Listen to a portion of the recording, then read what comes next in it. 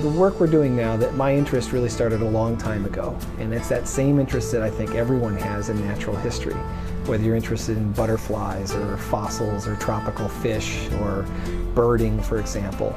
It's an attraction towards understanding nature, how it works, how it came to be, and some of this is aesthetic. It's appreciating what we would call, beauty in nature.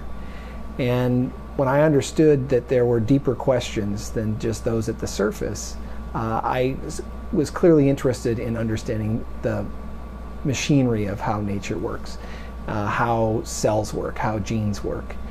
The lab, over time, has had a really broad menu, and we pursued fundamental questions about how development works, trying to figure out how complex structures are made, how the whole choreography of building a complex animal works, what's the communication that goes on between cells, what goes on within cells so that they do the right things at the right time.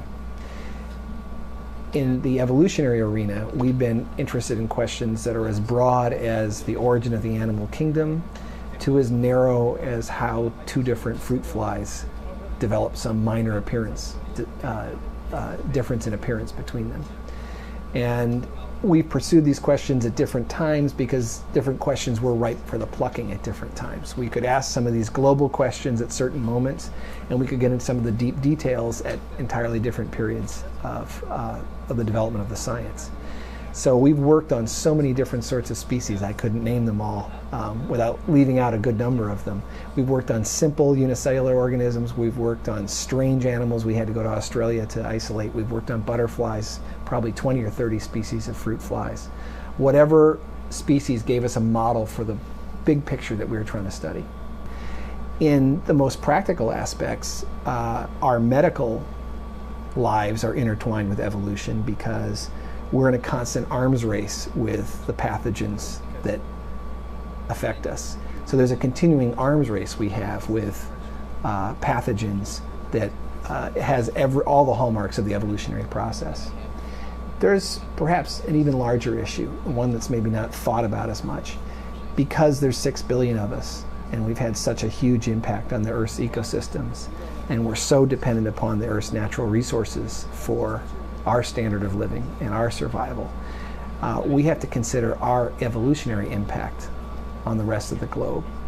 And while there's a lot of discussion about that, I think in hard figures, and the hard reality of that is not well understood.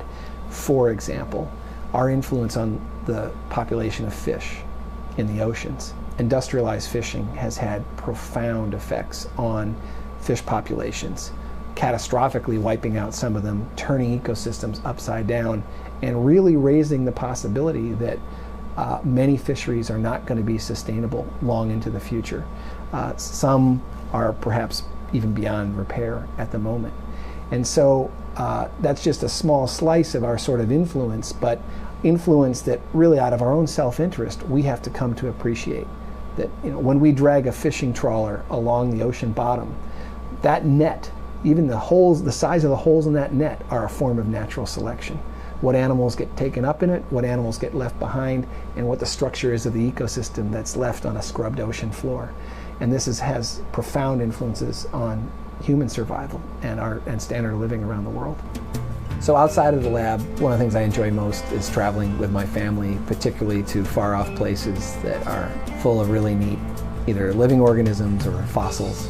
So coral reefs, jungles, deserts, the American West in particular. And we spend a lot of time seeking out glimpses of the wildlife or digging for fossils or cracking rocks or wading around in shallow water. And it's to get that visceral thrill of discovery. And I'm happy to say my kids share it, as I think most people do if they get that opportunity. I just hold out as Exhibit A that if there's a dinosaur on an exhibit, people flock to see it. We are fascinated with these sorts of creatures. So those are the kind of experiences I seek most. That and watching the Red Sox go for a title.